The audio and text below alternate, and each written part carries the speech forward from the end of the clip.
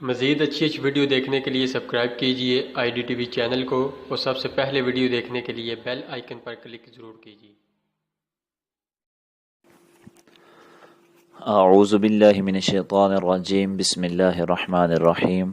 السلام علیکم ناظرین، آپ دیکھ رہے ہیں IDTV اور میرا آج کا موضوع ہے درود شریف کی فضیلت۔ نسائی شریف کی حدیث پاک ہے، حضرت انس رضی اللہ تعالی عنہ نے کہا کہ رسول کریم صلی اللہ تعالی علیہ وسلم نے فرمایا کہ جو شخص مجھ پر ایک بار درود بھیجے گا، خدا تعالی اس پر 10 مرتبہ رحمت نازل فرمائے گا اور اس کے 10 گناہوں کو معاف فرمائے گا اور 10 درجے بلند فرمائے گا۔ صلی اللہ علی النبی الامی و آلہ صلی اللہ علیہ وسلم، صلاۃ و سلاما علیک یا رسول اللہ صلی اللہ علیہ وسلم۔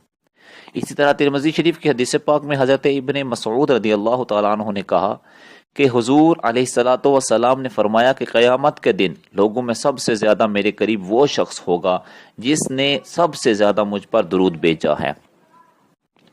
اسی طرح ترمذی شریف میں ہے حضرت ابی بن کعب رضی اللہ تعالیٰ عنہ نے فرمایا کہ میں نے عرض کیا، یا رسول اللہ صلی اللہ علیہ وسلم، میں آپ پر کثرت سے درود پڑھنا چاہتا ہوں، اب اس کے لیے اپنے اور اوراد و وظائف کے اوقات میں سے کتنا وقت مقرر کروں؟ فرمایا جتنا تم چاہو۔ عرض کیا چوتھائی؟ فرمایا جتنا تم چاہو، اور اگر زیادہ کر لو تو تمہارے لیے اور بہتر ہے۔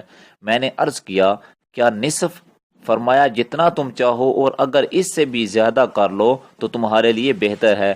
میں نے عرض کیا 2/3؟ فرمایا جتنا تم چاہو، اگر زیادہ کر لو تو تمہارے لیے اور بہتر ہے۔ میں نے عرض کیا تو پھر سارا وقت درود ہی کے لیے مقرر کر لوں؟ فرمایا ایسا ہو تو وہ تمہارے سارے امور کے لیے کافی ہوگا اور تمہارا گناہ معاف کر دیا جائے گا۔ صلی اللہ علی النبی الامی و آلہ صلی اللہ علیہ وسلم، صلاۃ و سلاما علیک یا رسول اللہ۔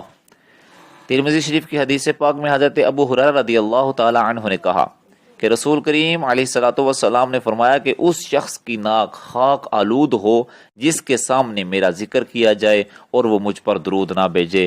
صلی اللہ علی النبی الامی و آلہ صلی اللہ علیہ وسلم، صلاۃ و سلاما علیک یا رسول اللہ۔ اسی طرح ترمذی شریف میں حضرت علی کرم اللہ وجہہ الکریم نے کہا کہ حضور علیہ الصلوۃ والسلام نے فرمایا کہ اصل میں بخیل وہ شخص ہے جس کے سامنے میرا ذکر ہو اور وہ مجھ پر درود نہ بھیجے۔ صلی اللہ علیہ وسلم، صلاۃ و سلاما علیک یا رسول اللہ۔ حضرت عمر بن خطاب رضی اللہ تعالیٰ عنہ نے فرمایا کہ دعا آسمان و زمین کے درمیان معلق رہتی ہے، اس میں سے کچھ اوپر نہیں چڑھتا جب تک کہ تو اپنے نبی صلی اللہ علیہ وسلم پر درود نہ بھیجے۔ اللہم صلی وسلم وبارک علی سیدنا محمد و آلہ و صحبہ اجمعین۔ اکثر لوگ آج کل درود شریف کے بدلے سلام، صاد، عین یا صاد لکھتے ہیں، یہ ناجائز و حرام ہے، اور اگر معاذ اللہ استخفاف شان کا قصد ہو تو قطعاً کفر ہے۔